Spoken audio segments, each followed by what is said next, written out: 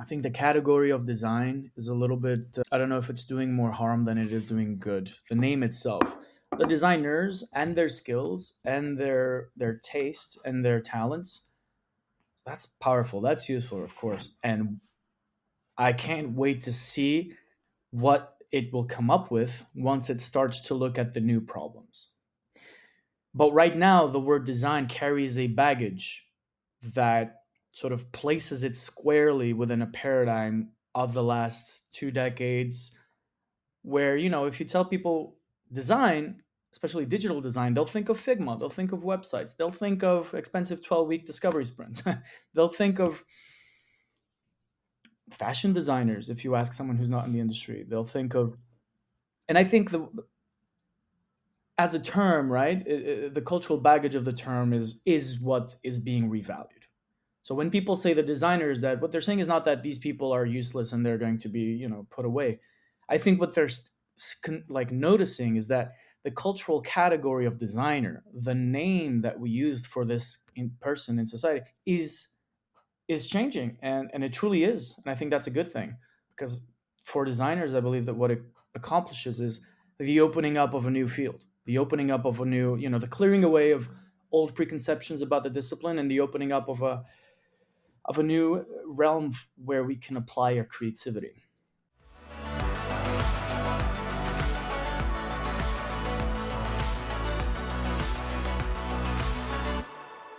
On today's show, we have a special guest. He is the Chief UX UI Generative AI Designer at Danske Bank and the author of Ontological Design. Subject is Project, and a former architect, specialized in blending philosophy, architecture, and AI to create adaptive, human-centered designs. He is currently leading AI innovation in banking. Daniel, welcome to the show. Thank you very much. Pleasure to be here. So, Daniel, I saw that you started a career in architecture. How was the beginning of your career? Where did you work it? And what have you done in the beginning of your journey? Absolutely. Yeah, many years ago, I was an architect. I studied architecture in Portugal at the University of Minho. But I was sort of always leaning much more towards the theory side, towards the speculative side. So I ended up working in a speculative architecture think tank in the Netherlands. You know, it was an easy transition for me because it was all about coming up with new spaces, new types of experiences. Ended up visualizing them a lot in VR. That was kind of the bridge out of architecture and into sort of the broader digital fields. It was virtual reality. So I joined a VR agency in London for a while, where eventually I, naturally fell into UX design, right? Because if you're designing a space, if it's digital, there's really not much difference between designing a digital space that you go into in VR or designing a website or designing an app. It's all experience design, I would say. So I eventually realized that, yeah, UX combines this systems thinking that I already carried from architecture. So that helped me really accelerate my UX career. I ended up working in the industry for a little bit. Took a bit of time off at some point to write my book, where I wanted to yeah, put all of these things down in a format, right? All of these different insights from different disciplines, and I wanted to give them one single place where they could all talk to each other and coexist. So that was the motive to write this book, and that led me to also take about 4 years ago, take a little bit of a step towards AI, where I guess we'll get into it throughout the rest of the episode, but because AI has this possibility to take in a lot of data points and organize them under a creative project, I thought that was a natural step. I eventually joined Accenture to explore conversation design, right? When you're designing the conversations that machines have with humans for certain purposes. And eventually that led me to where I am right now, where at Danske Bank, we are designing these internal AI tools to really leverage and enhance the productivity of internal employees in all of the different tasks that they run. So that's kind of the gamut or the journey that I run. from start to finish, or start to now. So just to tapping a little bit into your book, right? So can you tell us a little bit about it and how, yeah, where that inspiration come from? And then when you mentioned just a moment ago that it was a way for you to materialize what you were experienced, like you could just put a few words into that, and then just to try to understand where you're coming from. Yeah, I mean, it's I've had these ideas for a long time. It came, I guess, initially through a pain and a curiosity. The pain was always that even in architecture school, creatives, when they justify why they're creating a thing in a certain way, usually come up with justifications and rationales for it. But I've always felt a little bit uneasy, and I felt there was a lot of, maybe it's not the right word, I'm not going to say it, but there was a lot of talk that wasn't validated by reality in those justifications. So that always scratched me the wrong way. And then I was always very curious about how some creative fields somehow were always oriented towards producing an effect on the beholder, producing an effect on the reality of the person looking at a painting, or the person listening to the work of music, or the person walking through the building. So ontological design really came at the intersection of those things, and it's a philosophy that sees design as more than just designing objects, but about designing the people who are in a relationship with those objects, right? Some people think that design is about creating great screens, or great looking objects, or great looking spaces, or clothes. But I think that presupposes that the subject that uses those objects and the object themselves are two separate things that never meet, right? That I'm an objective beholder, or rather, a subjective person, and there's a pen or an object. Rather, I think that the subject is the feedback loop between these two things, right? This constant relationship, and that design is the project of both those things taken together. So the objects that we create end up creating us in return. The designs we make, they impact our habits, our beliefs, our identity in ways that are oftentimes either accidental or hidden or not really analyzed. And I think that also with AI, this power of design to impact the environment and to impact the subject that exists in that environment is massively enhanced. And so for me, that's I'm fully with this philosophy that I think is for me a great way to understand the possibilities of creation in the AI era and the 21st century. So that's why I wrote the book. I wanted to put this into a I wanted to articulate this. Let's put it that way. It's quite interesting when you mention the that when you're at least the first thing that come to mind when you're like describing this the joint basically the mashup between a piece of object that it was designed or like an interface or something and somebody's using it, and how those things should be viewed as something or the same thing, right? So it's basically the experience you're having with some sort of piece of design, whether it's like an interactive interface or an object, um, and that synergy between that piece of design with your experience with it. So how, yeah, Absolutely. it's really interesting, like this kind of blending these two things together. I think it's an interesting approach. Absolutely, it's the feedback loop, right? That's the one. If you had to summarize my book in one sentence, is that as we design our world designs us in return, and this happens in a constant feedback loop, constantly, right? You know, the way that I've learned to use this pen has somewhat reconfigured the neurons in my brain to know and learn how to write it, and I learn how to write. The way that these glasses augment my eyes, right? If I take them off, I'll start to like not see so well, and it's different. All of a sudden, my optic nerves are enhanced by this. The same happens with my clothes and the way that my body relates to the environment. The same happens to, I mean, and this is the history of humanity. The same has happened with the invention of fire and cooking, right? The moment that primitive humans discovered that they could cook, all of a sudden they've externalized a portion of their digestive system, and all of a sudden we pre-digest food by cooking with fire, and we can eat. There's more calories available to us in the environment because you can cook like stuff that's hard and make it easy to digest, and that changed our evolutionary pathway. So it really goes deep, right? It's the what ontological design presupposes is that humans and technology are not separate things, but they're collaborating, sometimes for good, sometimes for bad, in a process of artificial evolution, artificial selection for thousands or hundreds of thousands of years or more, maybe, right? So right now people, it's of our time, right? In our time, people tend to think that we are individuals in the humanist sense. We are atoms, right? There's atoms, and then you have many of atoms. You have a family, and then you have many families or many different types of families, and you have a state, or you have different communities.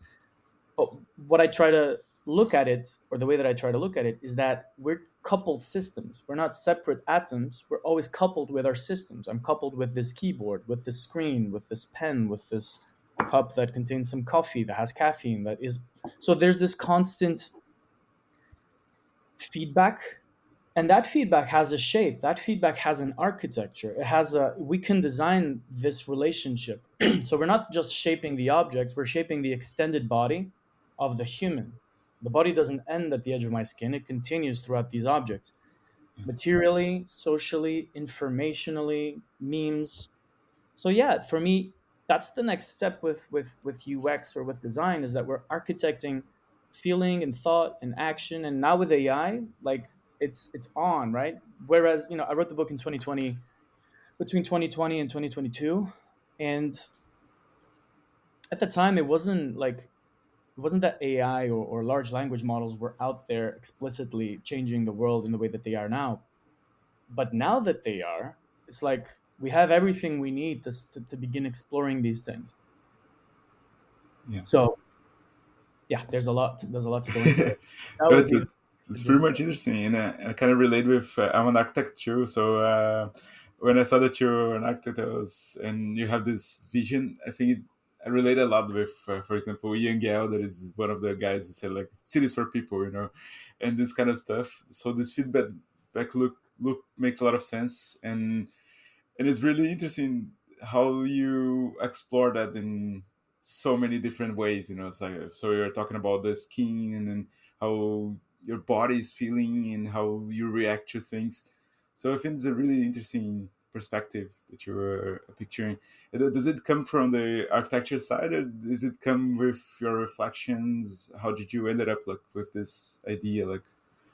It certainly comes from architecture, but architecture understood not just as the design of buildings within the industry of building things, or even in the academic sphere. It's more like design or architecture as a total thing, as a Hans Hollein said, all is architecture, from the pen to the house to the window to the words to the language. That's my view. So you know, taking design generally understood or architecture generally understood from artifact focused to human centered to human centric squared, where you're not just designing things in function of a human, but you're designing the human itself, which is the big statement of ontological design, right? It's that we're going to design humans. That's what I mean. So, I mean, then all of a sudden, the things we design become metabolic, which there's even an architecture movement around that. It is in the shape of your metabolism, of your habits. It becomes responsive to your habits as well, right? Because it doesn't have to be static; it can be dynamic and adaptive. Um, yeah, one of the ways that I think it's really interesting to think about this is that, well, whereas previously a lot of soft sciences like sociology or ethnography or psychology or even architecture, they would make these assumptions about how humans work, but then it was a little bit of they had a bit of trouble validating them at scale, right? You could do it in contained studies that take a long time, and they're bound by the political burdens of academia and of funding and all of that. All of a sudden, like we can just do that with AI at scale on the internet. You can take qualitative insights and scale them broadly. So, I mean, that's pretty much accessible to any product team, to any influencer, to any creative right now. You can know how your users will work with your tool, and then you can just cycle that feedback again and again and again. So then we have the infrastructure for deep subjective transformation, the infrastructure for how the subject can be projected. And we as designers are the organizers of this training of subjectivity over time. Let me just ask you in regards to designing experiences, right? Like human centered experiences. In your view, what's the difference between designing for humans and designing with humans, especially in this AI enhanced world that we're living in now? Hmm. I guess I like to say that human centricity isn't human centric enough. Right now, it purports to be human centric, and that was the right philosophy for the last 15, 20 years of design, where it said we want to design with usability in mind, taking into account the needs of the human. And that's great, right? That's how we iterate and adapt, and that's how we've built a digital world in the last decades, and we've come very far. But I don't think it's human centric enough in that I think that's designing for humans. I think designing with humans is more about, first of all, understanding that the human itself is a part of the project. I, I am a part of a project as a designer. I have my motivations, my intentionality. I'm in the project. It's not like I'm separate from reality. I have, so that's the, I guess, no motivational element there. But then even designing on the go, iteratively with the user. So as I think designing with humans implies designing things that learn who humans are, systems that adapt, that co-evolve, that respect the complexity of who the human is. I think for until now we've lived in a world where everyone has access to the same tools. If you're a billionaire or if you're just an average person, we both have sort of iPhones. We have one interface for all. And I think soon we'll have to move to a world where these things are going to be adapted to the very needs, to the daily rhythms of the person. And the design of those systems for me is how we design with humans, um, learning the quirks and the needs of the person. Yeah, moving from mass produced apps that everybody must use to apps that adapt towards the segments that they're addressing. And I think that's the most exciting part about being a designer today, truly.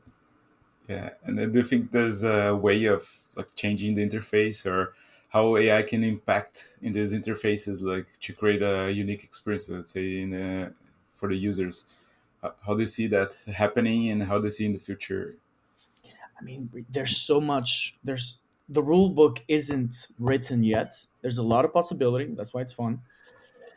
For example, I mean, imagine an environment where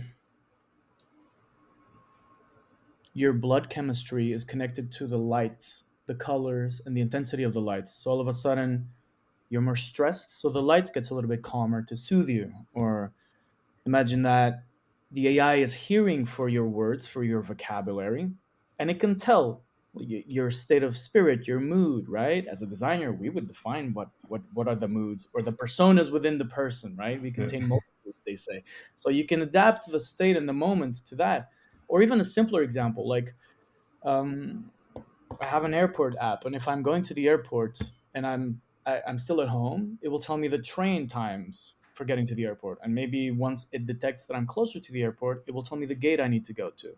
So from a simple contextual adaptation towards more complex forms of adaptation that incorporate not only the logistics of the journey but also psychological states and also linguistic insights and also interaction patterns that may be hidden and may reveal insights if you crisscross them.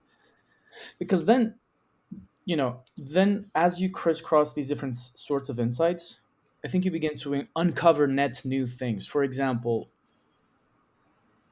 psychological state per content consumed, meaning let's assume that there's a way to track my psychological state based on the words that I'm using and the patterns of my typing.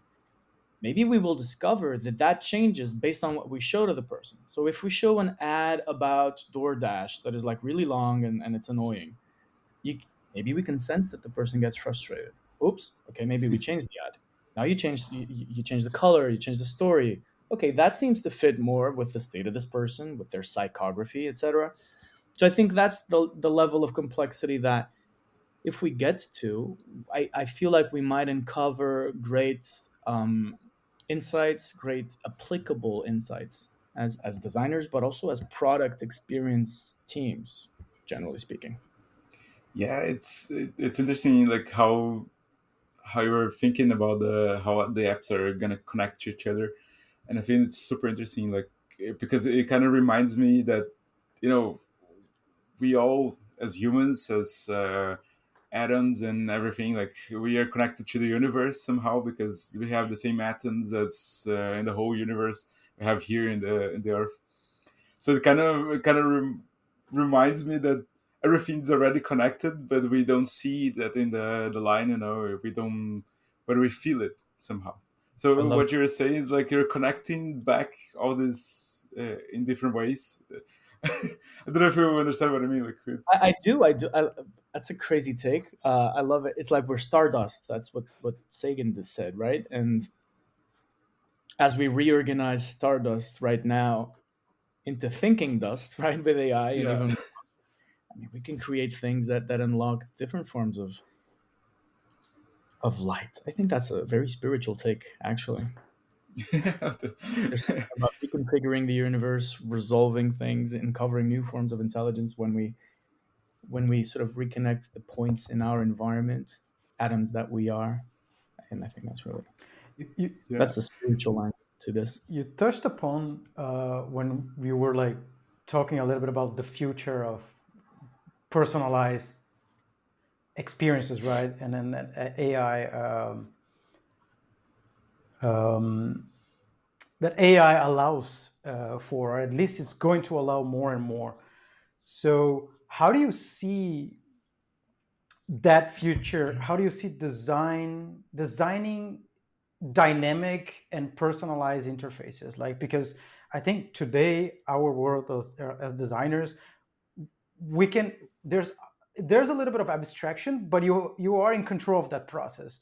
But if you externalize that to AI, and then maybe apps will be designed on the fly to fit some to fit some specific purpose, how do you see that loss of control, and how do you see that evolving as design evolves as well to actually design those? Yeah, I think that what we will be the way that that might play out is that rather than design remaining the same and relying on the same sort of stages and components and typical steps, what will happen is that the design thinking mentality will move maybe one layer of abstraction up, and rather than spending its time designing static wireframes or static UIs that then will be handed over to a developer team who will then sort of build it and you'll test it. All of these processes from, you know, research and discovery and design and build, the timelines will compress. The timelines will be massively compressed, and all of a sudden then designers will be the orchestrators of these systems instead of creating one prototype for 4 weeks. Then with researching and designing, for example, you might make 10 prototypes in 1 week using tools like Lovable or UX Pilot or Framer or whatever. I mean, who knows, there's things coming out every day. But what this does is, because we can do old things much faster, probably will also be able to do net new things. So out of this sort of enhanced increase in quantity, there will also emerge a qualitative novelty. It's going to go so fast that it's going to create a new standard, a new baseline. So yeah, we are saving time in writing and designing and all those things, but it's I'm fascinated with the fact that it's going to create space for a deeper sort of more strategic work where you're going to be concerned with human experience at a higher level. And that's the point about ontological design, right? It's that all of a sudden we're not looking at the things, we're looking at the person. And that's a whole new. Hey everyone, we noticed that a lot of people watching on YouTube are not subscribers. So it would help us a lot if you will click on the subscribe button down below. And for those who are listening to this episode, because we're also a podcast and we're everywhere, please leave us a review. It helps a lot to share our content and to multiply the audience. And we really, really appreciate it. It doesn't cost anything, it's free. Please leave us a review. Thank you. World. That kind of connects a little bit what I wanted to ask you in regards to, because there's a lot of discourse now. Every time there's a new AI tool that glimpses or at least eclipses a little bit the work of design, there's like, oh, there's the death of design, there's the death of graphic design, this like absurd discourse that is killing basically, every week there's like a profession or a field that is dying. What is your take? Because based on what you just based on the conversation so far, it seems that you have a very optimistic view of what is the central role of design in this whole disruption that AI brings, right? So I just want to tap into your brain in regards to that. Where do you see design as AI evolves? It disrupts a lot of fields. Where do you see design is placed? I think the category of design is a little bit. I don't know if it's doing more harm than it is doing good. The name itself, the designers and their skills and their taste and their talents. That's powerful. That's useful, of course, and I can't wait to see what it will come up with once it starts to look at the new problems. But right now, the word design carries a baggage that sort of places it squarely within a paradigm of the last 2 decades, where, if you tell people design, especially digital design, they'll think of Figma, they'll think of websites, they'll think of expensive 12-week discovery sprints, they'll think of fashion designers. If you ask someone who's not in the industry, they'll think of, and I think as a term, right, the cultural baggage of the term is what is being revalued. So when people say the designers, that what they're saying is not that these people are useless and they're going to be, put away.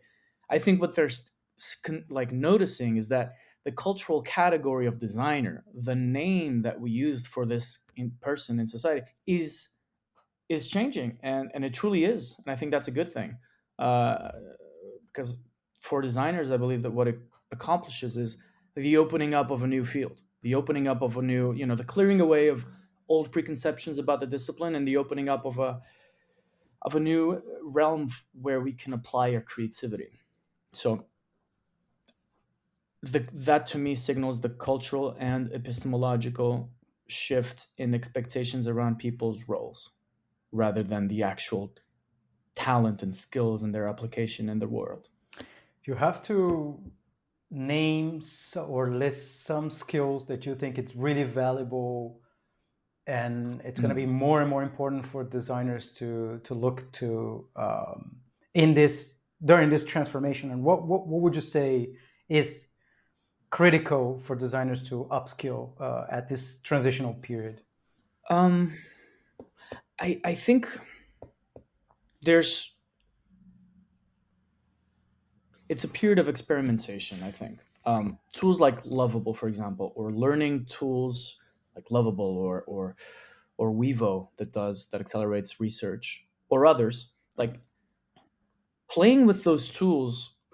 It creates a very wow moment, a very like aha moment, where all of a sudden what you used to do is being done way faster. That allows you to experiment faster, to see the outcomes of your experiments way faster. I don't have to wait 7 weeks to get a prototype that I can test with users. I can do it in one day or two. And I would urge designers to just do that and then follow whatever their intuition and their excitement leads them to. Um, There will be designers who will be using this to maximize the way they do research, find new use cases, optimize tools massively. I mean, who knows? It's still an open field. But that's the great thing about there not being a real rule book. You can write the rule book. So my thing is get into the tools and use them and use them to empower you to see new things. Like you yourself are the one being amplified. For me personally, but and that's that I don't know that this applies generally to other designers, but my feeling has always been to lean into understanding culture and behavior and systems and the insights that data can give us behind why people do their things. And I think that's going to be so cool when we're able to understand what kind of people love the yellow ad more than the blue ad and why, and where's the data, and what design interventions might we make to connect that data, and what adaptive systems might we create around that. That's my personal take, but we'll see. Just get in and build is the top advice, because building is like sunlight. It disinfects all the bad habits because it self-corrects. It corrects bad vices very quickly because you're wrestling with the principle of reality, and continually learning. So get in there and build stuff and test it. And what do you think are the some of the biggest misconceptions of designers, like having working with these tools, especially AI tools? I think, yeah, as you said, that as Daniel mentioned, there's a myth that AI is our competitor, that it's going to push us away. I think the reality is that it's going to accelerate whatever we do. And so who knows what's going to happen to this label of designer, right? It wasn't hasn't been around in the digital industries, at least, for that long anyway. Right? We had web designers, and then we had UX UI and UX research. Who knows what's going to happen now? But that's one of the big misconceptions. People think of it as it's going to steal our jobs, whereas truly it's just going to change it. And change is the thing that's been happening for ages. Or I think there's one misconception that is a bit that I like, that I've noticed, is that people tend to say that, oh, humans have the human touch, and that's something special and spiritual that will always be present, and it's something inherent in us that humans will always keep. And I think not. I think that's a little bit of a just talk, because like I think I think of it in this way, right? The creative industries have had, oftentimes they have this phenomenon where you have a creative person expressing an asymmetrical amount of talent and value with regards to their clients. The creative guru, the architect who is a little bit flamboyant and loves to be provocative. And that the moat is precisely the fact that people perceive that person to have that special something, to have the special taste, to the touch of God that allows them to be like King Midas. And that's why we pay them a lot of money to do their buildings or their designs. But I think that asymmetry that they used to have there is closing, because everybody can do what they do or copy it, or the field is changing. So that asymmetry has to go somewhere else. The Um, famous and that's one of the, the famous talent, right? Where if you have the talent, it's almost like a gift that came out of nowhere, and then also attached to ego, just creates this myth that everything is like you're destined. It's not absolutely. something that you actually grow, or it's not something that you learn, right? Which is a misconception. No, absolutely. And I think that's going to disappear. I think the architecture industry especially is very riddled with that top heavy hierarchical guru cult. Uh, that's going away. It's probably not the worst thing in the world. But the fun thing is to see, okay, what are we now going to do, given that all of these tools of creativity are democratizing what we thought to be the exclusive prerogative of these gurus? Because, as I said, human taste is not something special or inherent or ineffable. We can model it, we can break it down and to 1,001 little components systematically. And then the question becomes, what do we do with these renewed creative possibilities? And that's what I'm interested in. It is also, And I sorry, think go ahead.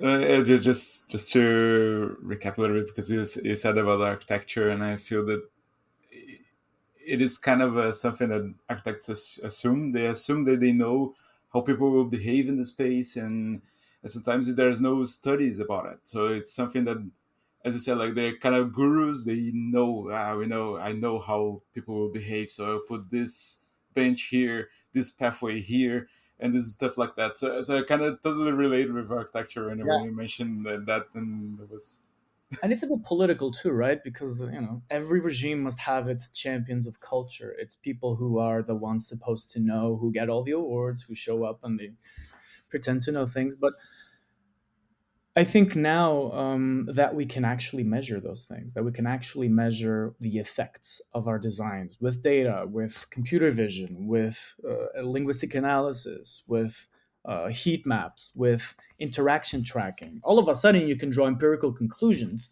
that completely blow the guru shtick out of the water. And I think, I'm not unhappy to celebrate it. I think that this is the beginning of what philosopher Alexander Barth calls the sensocracy. Sensocracy means the government by censors, meaning that to a great extent, creative decisions that used to be the province of an enlightened guru can be validated with all of these censors. And as I say, it's not like the guru is dead. I think that the great, beautiful creativity that's going to happen is going to be to move up one layer in abstraction and look at all of this actual data, lose the lose the lose the shtick, lose the sort of the performative theatricality of it, which will reemerge again because we're humans and we like to do that. But just embrace the new possibilities, and I think that's going to breathe a lot of fresh air into architecture, into design, into reality itself, and I think that's a good thing. I'd like to dive in a little bit into how you're actually bringing this your view to Danske Bank and how you're bringing AI to a very let's say old school institution, right? Because banks, by definition, I guess most of them are sitting in like years of tradition and legacy systems. So how you're bringing this novel technology to your day-to-day life, how it is actually impacting the design process internally. Can you just give us a little bit of a Absolutely. So I think Danske Bank did something really interesting, which is banks are not known for being innovative, but what they've done is they've quickly made a case, studied a case, done a lot of benefit realization around predicting, okay, how might we realize the value of AI in numbers? Like, if we start to adopt these tools, is it going to be, are we going to money, save time? What's the opportunity? What's the opportunity cost of not getting into it? And they've decided to, let's go in. So what we're doing right now, and I'm leading the design within this Gen AI tribe, is the bank has created this tribe. We're about between 50 and 70 people, something like that, of all sorts of roles and skills to implement AI internally. It is also going to be implemented externally for customer service, but I'm currently focusing on the internal side of things. And what we're doing is really rolling out series of platforms and tools for internal employees, currently adopted by 10,000, and that number is growing, that saves time for their writing, for their coding, for their translating, for their brainstorming. And in an organization, if your developers are using AI, maybe they're doing twice the work in the same amount of time. So that's a saving of time right there, and that's a saving of money as well. And as you can imagine, there's so many different roles within banking, right? So many different, it's not like there's three or four skills. There's many minute and heavily detailed roles around regulation, around um, many different employees roles. So the point is bringing AI to all of these small use cases is pretty much what I'm doing. and it's very fun. And I think that that's also a very good bet of Danske Bank to be like, okay, let's bring AI here and let's realize its gains now, and let's be in a good position to keep rolling with the waves as we expect the technology to keep developing. Are you developing your own models internally? Are you? Can you disclose that? You know, Of course, this is public. So what's happening is that we're giving employees access to a version of OpenAI's ChatGPT tools models, but adapted to the bank's specific security requirements. And that means that no data flows back to OpenAI happen when people use the tools. So that's a really important regulatory aspect that we're being very responsible with. I think that's perhaps the most unique feature of doing AI at a bank is that there's these compliance and regulatory things that we need to pay attention to, which makes complete sense to be honest. But I wouldn't say that that's even a blocker or something that slows us down. I think it's simply due diligence and just another requirement that as designers we need to take care of. And just putting this in the hands of people and seeing how much more productive they get to be, and listening to what their complaints are or what they would like to see better based on their day-to-day use cases. It's a good thing. It's a fun thing. are you offering some internal training as well? Yeah, massively. So there's a lot of change management activities that include training, that include a lot of feedback gathering and research, understanding how do the different people and different types of employees use the tool. So making sure that we realize that potential in connection with users as best practices recommend in the world of design and digital product experience, right? You want to make sure you're building things people need, not just cool stuff. And it makes a lot of sense like to have some tool that helps you to write, because probably some of the terms and some of the things that you're sending to the clients, they're kind of the same for many different ones. And so contracts, they just need some refinement, but they're mostly the same. So if you make it easier for people to use it and to do this refinement, it makes a lot of sense. Like you probably like Yeah. saving a lot of money and save a lot of time doing these standardizations through these platforms, and No, not absolutely. standardizations, but yeah. Sorry. Yeah, the every different sort of employee type and role has its unique need. So it's fascinating to see how some people need a lot more writing, some people need a lot more coding, some people need a lot more writing of a particular type. Looking at all these different things, so there's variability, but in doing that, there's also tremendous gains for each in person. Eh, how was the implementation like of these tools? Like, did you felt like some? Did you felt that the employees had some barriers, or they were not prepared? How was the how can I say how did you broke these barriers with the employees? Did you find it easier? Did people already use it for their personal like There's things? different personas. There's different types of people. Some folks are really advanced and experts, and they use AI in their own lives as well. ChatGPT tools in their personal lives and so on. Others are not. Others, are happy to learn, are happy to lean into the tools and into the sessions that we run for clarification, for training, because they also see the value. It's very self evident with AI. It's one of those moments that being in technology for a few years in the beginning. eh, Let me put it this way: it's very refreshing to see people have wow moments on such a regular basis because AI provides those reliably. Because it is truly like making your life better. Whereas before, you had to kind of justify why this technology is going to be useful for you. Right now, you send them a link. Show, don't tell, and I like that. So um, I think that's part of how the adoption has been followed by employees. The value is self-evident, and then it's a matter of refining and exploring and learning what might we make with this, how to make the best out of this new technology. And did your work like is it only for internal use, or for example, are you trying some tools to make it the users of the, for example, the app of the bank, like easier, or their own interfaces and stuff? I'm not involved in that. I know that other people are. But I'm focused more on internal employee experience and rolling these tools out for the internal employees. Oh, nice, nice. And how do you see, like, in the next 5 or to 10 years, like how the AI will power like this design and all those processes? Do you feel that?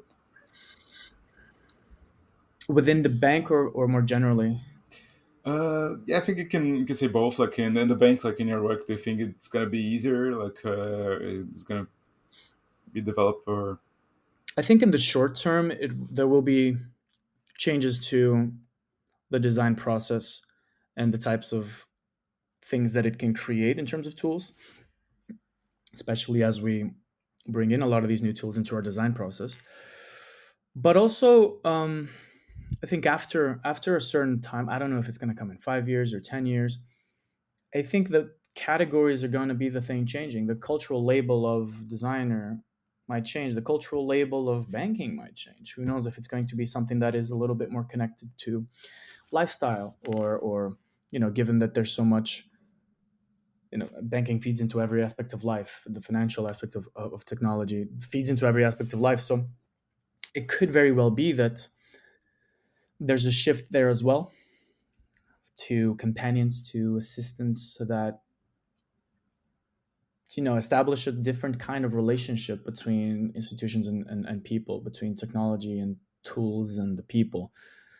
And I mean, there's a lot to unpack in that front, but I will say that more than just the short-term change in the routines and tasks of the discipline, within the discipline, and the disciplines around product, there might also happen that the very labels and ways we address disciplines and products and industries might be shaken up a little bit. When you mention do you see that the design process will change? Can you elaborate a little bit on that? Where do you see where we are now, and where do you see that changing? Well, as I've mentioned, I think the things I can see right now include the ability to much more quickly create prototypes, that allows you to just go out and test these prototypes with people much faster, much quicker. So all of a sudden, you're in a communion with your testers much more frequently, as opposed to in a more cyclical,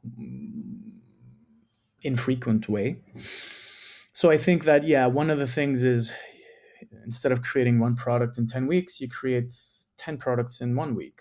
And then you can increase the rate of innovation through that. You can also increase the rate of innovation by quick research. So tools like Wevo allow you to talk to simulated audiences. So instead of having to go and run qualitative studies very frequently, which are always very good, but they take up time. Sometimes the decisions you want to test are smaller. So these tools allow you to just, as if you were asking ChatGPT, is this button better? Is this button better? These tools answer those questions based on, of course, their data and the way they've studied the users. So all of a sudden, another cycle gets sped up. And I've mentioned speeding up research, speeding up prototyping. In the build side, my more technical colleagues will tell you that using tools or coding assistance is also speeding up a lot of the work they do. They still are in the loop. It's still important to validate what AI is creating. We're still not at a point, and I don't know that we'll ever be, of putting these tools in front of users directly from AI. But within bigger institutions, the fact that there's so much time saving here will have to change how they create products. And one thing that is also happening that you'll notice is that there's a lot of individual indie hackers just taking advantage of these things and putting out a product a week online, and replacing the traditional startup and innovation scene with very bootstrapped AI enhanced innovate startup entrepreneurship. So you have like small teams with not too many people that by leveraging AI, go much further than they could 10 years ago, especially without much money up front. So that's another way that it's changing, and it's changing live, and it's good to see, and it's exciting and mind blowing to see things that used to take months and big amounts of money getting done in weeks by skilled people, and that's beautiful to see. You mentioned Vivo. You were a board advisor of the Yeah, company. Can you explain a little bit what is the company about and what is your role? I think you mentioned a little bit, but can you elaborate a little bit more? Wevo is audience intelligence. So by being able to tap into a huge amount, I think millions of test cases and use cases, and embedding that into an AI tool, you're able to upload your designs pretty much into Wevo and ask questions about how an audience might respond to it. Or you can ask questions about how a segment might respond to it. And it helps you safeguard your design bets, de risk your design or product choices much faster, and it reduces the amount of time spent actually validating those things with users, with focus groups, with research. Um, in a nutshell, that's what it does. And I'm board advisor. I often help the team come up with the next iteration of products, or um, with ideas and insights and so on. And I think that it's such a natural connection to ontological design, and it's been really cool to collaborate with them, because I think it's the next iteration of human centricity. It's what will allow us to be more human centric than we've been in the last 15 to 20 years. Because all of a sudden you're like, okay, how deep can I look into the one particular user or to the segment? And in how many parameters might this persona be created? And how actually valid and empirically demonstrated that persona is, as opposed to just an assumption that they like yellow, who knows? So being able to actually test those things in the detail with the data, with the evidence, and then bring that into the design process fast in convenient way for designers. That's pretty much the promise, and a very beautiful one at that. I think that's amazing because I feel that, for example, in as we mentioned in architecture, but it reflects on marketing and many other fields. We just assume that this persona will be like that, and then when you validate in the market, it's never exactly how you picture. Eh, Absolutely. and it's so hard, for example, in marketing to focus in one and to be assertive and you make it right. So I feel that these tools can help a lot, like to make it the right tool for the right person. So Yeah, to de-risk your bets, instead of having to try 10 times and then learn slowly, you try two or three times and maybe you learn way faster. And that's a huge time saving. It's yeah, I mean, that's the big value proposition, I think, or one half of the value proposition as far as I see it, which is time reduced. The second part is net new ways to be more precise like you couldn't ever have been before, with messages that are tailored to a person, like we couldn't have done in the past. And I think that's also that's the new frontier for creativity, because I think with AI, it's not just about the economical and time saving gains, which are really important, but also like, okay, here's new stuff that you can do. Go create.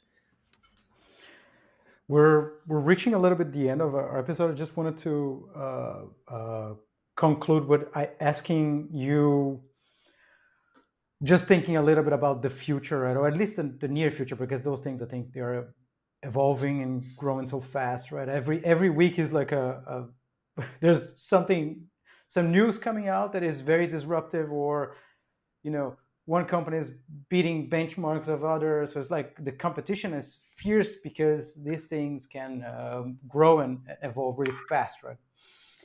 So do you believe we're AI is going to be as having a smartphone in a couple of years from now? And then how do you see that, our interaction with it? How do you see that? Just extrapolating a little bit into the future, and what is your perspective there?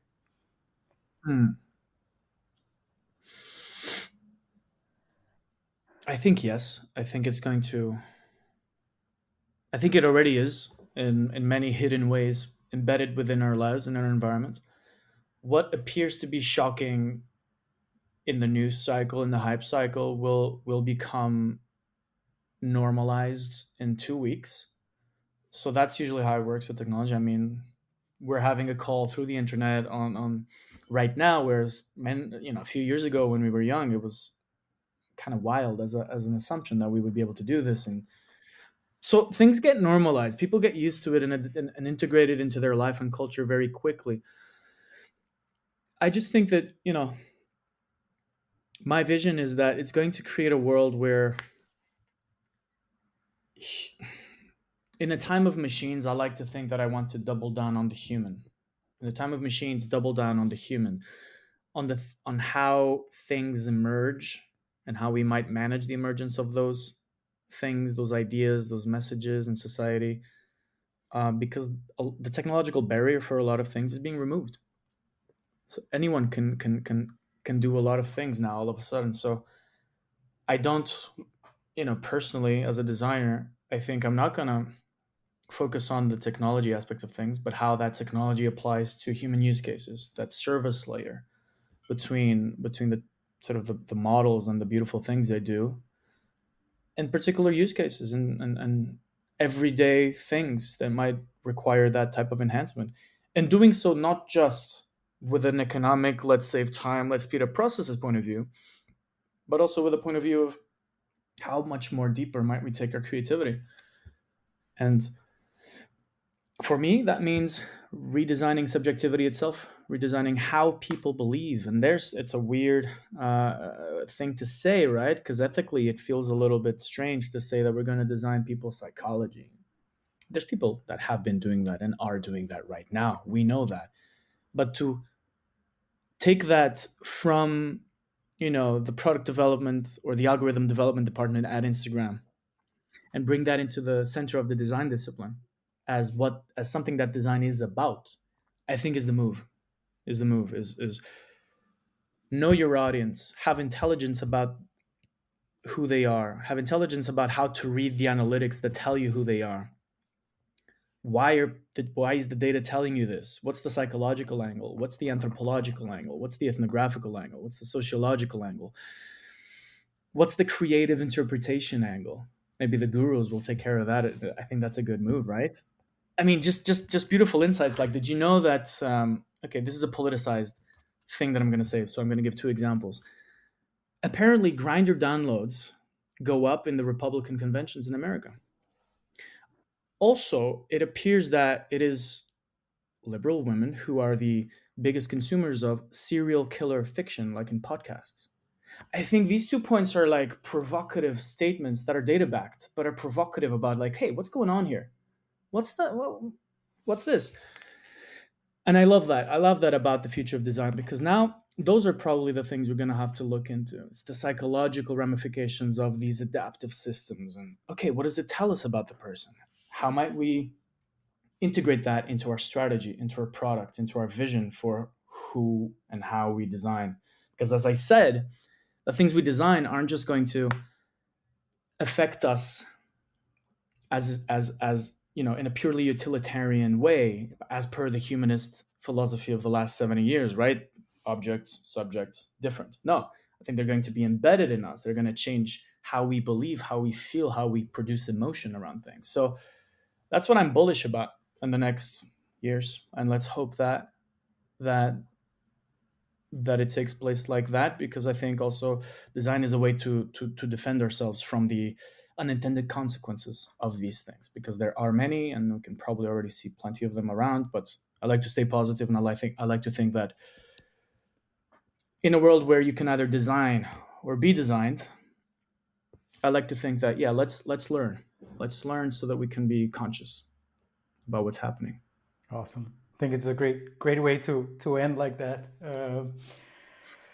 Thanks for taking the time to talk with us. And where can people find you online? uh, I'm present on LinkedIn. Just look for Daniel Fraga design. I think you'll find me there. And that's kind of my main platform for how I put my work out there. I'll update that in the future. But I think just follow me on LinkedIn, and that's going to be the main way to keep a track of what I'm doing.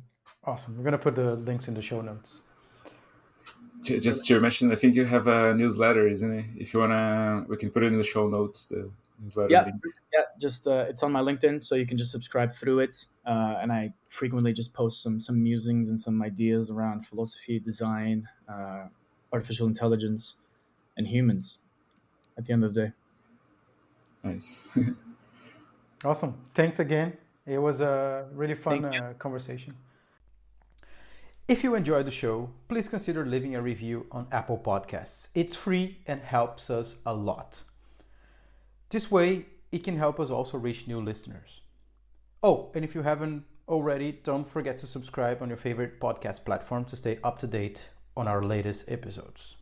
If you have any questions for us, reach out to us at hello@humanaixp.com or connect with us on Instagram. Thanks for listening. See you next week.